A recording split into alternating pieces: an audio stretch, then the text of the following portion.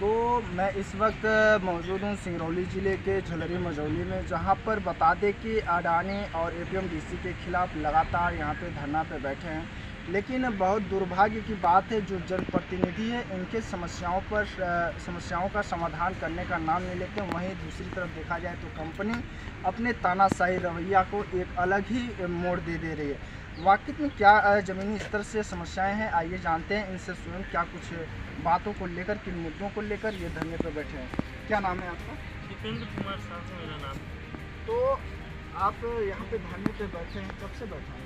आज दूसरा दिन हम लोगों का है। इससे पहले हम लोग 2 साल से धरना प्रदर्शन करके अपनी बातों को और अपनी मांगों को रख रहे हैं। अभी तक निराकरण नहीं हुआ। पुनः से हम लोग कल से धरना पे बैठे हैं और आज भी बैठे हैं। तो क्या कुछ मांगे हैं आप लोगों की और किस तरह से कभी जनप्रतिनिधियों से भी इस बात को रखी? हम लोगों की मुख्य मांगे हैं कि हम लोगों का यहाँ घर एवं ज़मीन दोनों अर्जन कर रही है कंपनी, तो हम लोगों का सबसे पहले मुआवजा पूरा दे दे।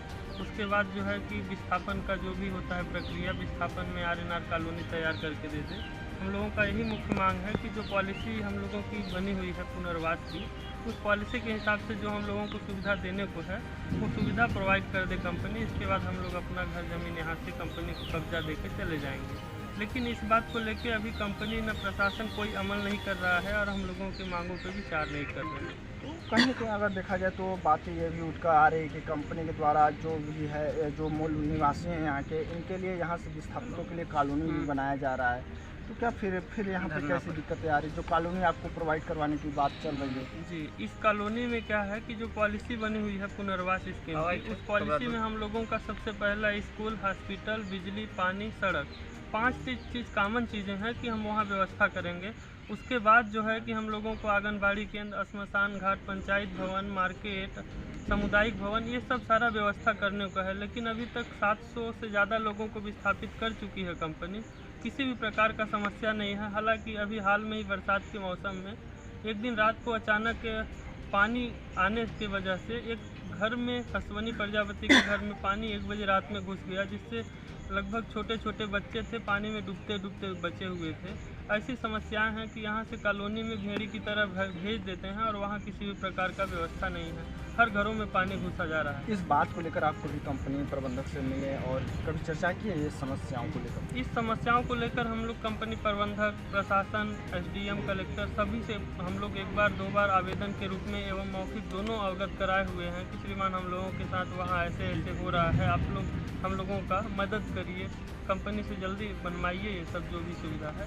लेकिन अभी तक कोई अमल नहीं हो रहा है, न उसमें काम किया जा रहा है। हमारे साथ कुछ और लोग हैं, इनसे भी हम बात करेंगे। क्या नाम है सर आपका? सरपंच हैं आप यहाँ के। तो ये बताइए कि वो भी कंपनी ये डंपिंग कर रहा है, यहाँ पे जो घर हैं, अब बताया जाता है कि अभी उनके घर का मुआवजा भी नहीं दिया गया। क्या कुछ आप लोगों ने इस बात को लेकर कंपनी प्रबंधक से इस तरह बात की? बात हुआ है कंपनी प्रबंधक प्रशासन अधिकारी और तहसीलदार साहब भी आए थे काम वाले, कल भी यहाँ पे आए थे धरनास्थल पर। लेकिन जाके मौका निरीक्षण किया है, जो भी वो भी यहाँ पे डंप हो रहा है उसके नज़दीक सटल नहीं कर रहा है। उनका तत्काल ही जो बचा हुआ मुआवजा या बची राशि है देने के लिए आश्वासन दिए थे। अभी तक बरसात चालू हो गया, इसकी वजह से जो पानी बरसता है तो उसी का पानी जो मिट्टी बह के उनके घरों तक आ जाता है। अभी तक उनका फाइनल नहीं हो पाया है पैसा मुआवजा या कुछ मांगे से उनका विस्थापन करा, इसकी वजह से भी उनका घर अभी शिफ्ट नहीं हो पा रहा है। ऐसे कितने घर हैं जो प्रभावित हो रहे हैं कंपनी से? तो प्रभावित बहुत सारे, मतलब यहाँ पे 2000 घर प्रभावित होंगे पूरे माइंस एरिया का। लेकिन यहाँ पे अभी नज़दीक मेरे से सटा हुआ घर है, उनको हमारा लोग चाह था कि अभी बरसात से पहले अगर शिफ्ट हो जाता तो कभी भी उनके साथ हादसा या दुर्घटना नहीं हो सकता। बरसात का मौसम है, वो भी जो है कि जो डंपिंग हुआ है वो अगर खसक रहा है या फिर किसी तरह, तो उनके घर में भी घुस सकता है। घर में बाढ़ पानी आ जाएगा, मिट्टी का मलबा दब जाएगा। उससे कुछ जीव जंतु या तो आदमी ही उसमें प्रभावित या तो मिट्टी में दब सकते हैं, इसका संभावना। इसलिए हम लोग ज्ञापन के माध्यम से शासन प्रशासन को अवगत कराया और धरना पर भी बैठे हैं कि हम लोग इस मांगों के आधार पर जल्दी हम लोगों का जो समस्या है निराकरण कर दिया जाए। तो हमने तो आप बैठे हैं कि जनप्रतिनिधि या शासन प्रशासन से कोई आपसे मुलाकात करने हैं? अभी तक हम लोगों ने अपने यहाँ पे सत्ता पक्ष के विधायक पंडित देवसर राम वर्मा जी को ही बुलाया था, वो अभी बाहर गए थे। होगा तो वहाँ से आएंगे तो फिर आने के लिए अभी तक किसी पार्टी के कोई आदमी यहाँ नहीं आया है। कल आम आदमी पार्टी के प्रतिभान प्रसाद वो आए हैं। अच्छा, प्रतिभान प्रसाद जी आए हुए थे, क्या कुछ उनसे जब धरने पे बैठे थे क्या कोई कंपनी प्रबंधक के द्वारा या कंपनी द्वारा कोई व्यक्ति आया था आपसे? उनके साथ में बात हुआ था ना, आए थे तहसीलदार साहब और उसके साथ इंडस्ट्री कंपनी के GM और अडानी कंपनी के जो साइड हेड थे। क्या कुछ बातें आ रही हैं उस समय, क्या कुछ बातें? उस समय इसी प्रकार का हम लोगों के द्वारा बात रखा गया कि हम लोगों का जो समस्या है स्थापित का वो समय सीमा के निराकरण कर दिया जाए। और वही बात वो भी रखे थे कि भाई हमारे गांव के या हमारे क्षेत्र के लोगों के साथ अन्याय नहीं होना चाहिए। बिल्कुल बिल्कुल।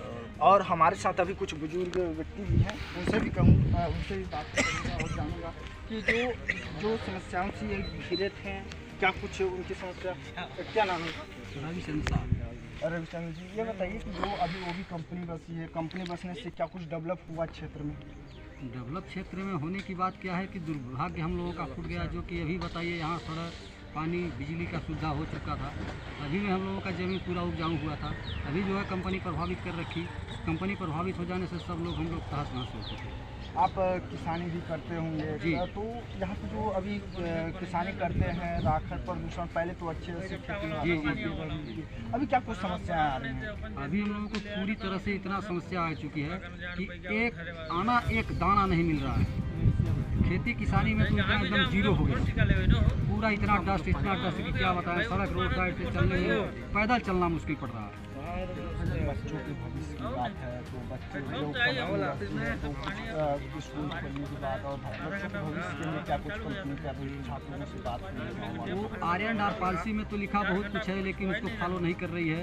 अभी हम लोगों के बच्चों के साथ तो पूरी तरह से खिलवाड़ी दिख रहा है, क्योंकि यह है जिनके बच्चे पढ़ने लायक है उन आदमी का विस्थापित PDF कार्ड ही नहीं बना, तो PDF कार्ड नहीं बना तो उनके बच्चे का एडमिशन ही नहीं किया जा रहा है। ऐसा नहीं लगता जो बच्चे आपके पढ़ाएं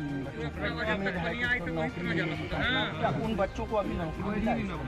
अभी नौकरी कुछ लोगों को, कुछ हद तक 1-8% लोगों को मिला है, योग्यता अनुसार नहीं। अभी कोई इस तरह से रखा जा रहा है कि ना तो PF पैसा कट रहा है, बताते हैं PF पैसा कट रहा है, उसका PF नंबर आज दिन तक बच्चों को नहीं दिया गया, और न तो उसको पेमेंट स्लिप दिखाई जा रही है कि क्या पेमेंट हो रहा है।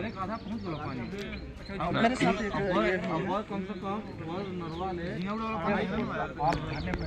आप लोगों की मांगे हैं, किन मुद्दों को लेकर यहाँ पे बैठ रहे हैं? हम लोग की बहुत मांग है सर। आप किसानी भी करते हैं, किस तरह से अपना जीवन यापन कर रहे हैं? किसानी को जैसे आदमी यहाँ का आदमी आज़ाद है, सब खेती किसानी तहत महत कर दिया कंपनी। तब क्या करी, न मौजा किसी को दे रहा, जैसे अम्मा के पेड़ है, अभी है कटहल आदमी लगाए हैं, उसका कोई माना नहीं कि कर रहे कंपनी।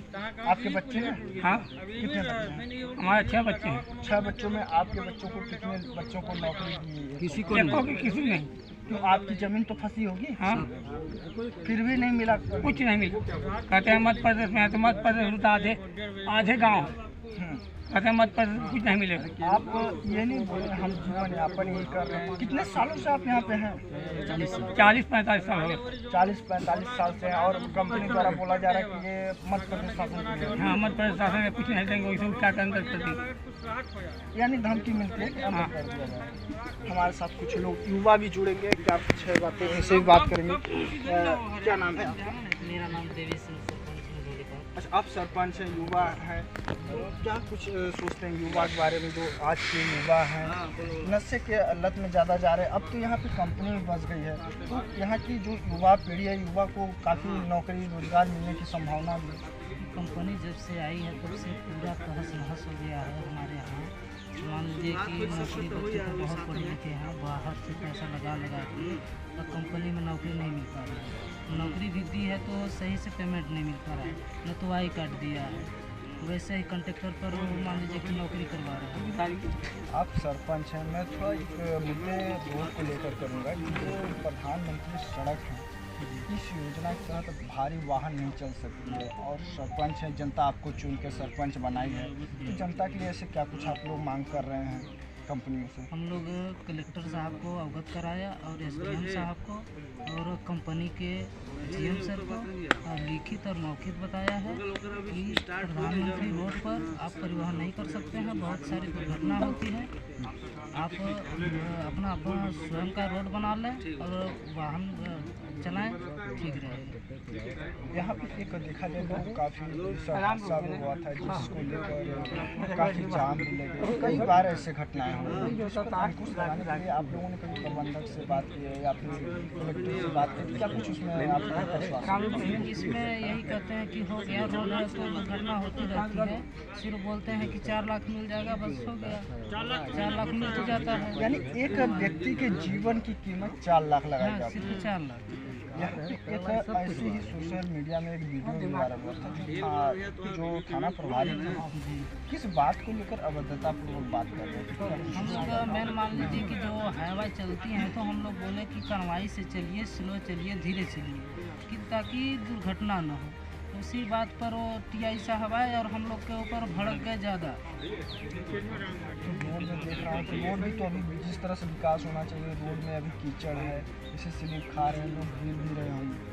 जी बिल्कुल गिर रहे हैं और कई लोगों का मृत्यु भी हो गया है एक्सीडेंट से स्लिप करके। इस पर अभी शासन प्रशासन व कंपनी प्रबंधक ने कोई अभी तक एक्शन नहीं लिया। हाँ, वो शासन प्रशासन कंपनी वाले कोई एक्शन नहीं लिए और जो पब्लिक है वहाँ से चलते रहते हैं तो कहीं पर रुकवा देते हैं तो पुलिस प्रशासन आके वहाँ पर धमकी देती है कि तुमको तुरंत अभी बेड़ देंगे, मुकदमा कर देंगे, ऐसे बोलते हैं। आप लोग क्या चाह रहे हैं? हम लोग यह चाहते हैं कि पूरा हम लोग का मुआवजा मिल जाए 100%। हम लोग को वहाँ R&R में पूरा तैयारी बना दे, जो हम लोग की पॉलिसी में लिखी है। हम लोग अच्छे से चले जाएंगे तो ताकि दुर्घटना इधर ना हो।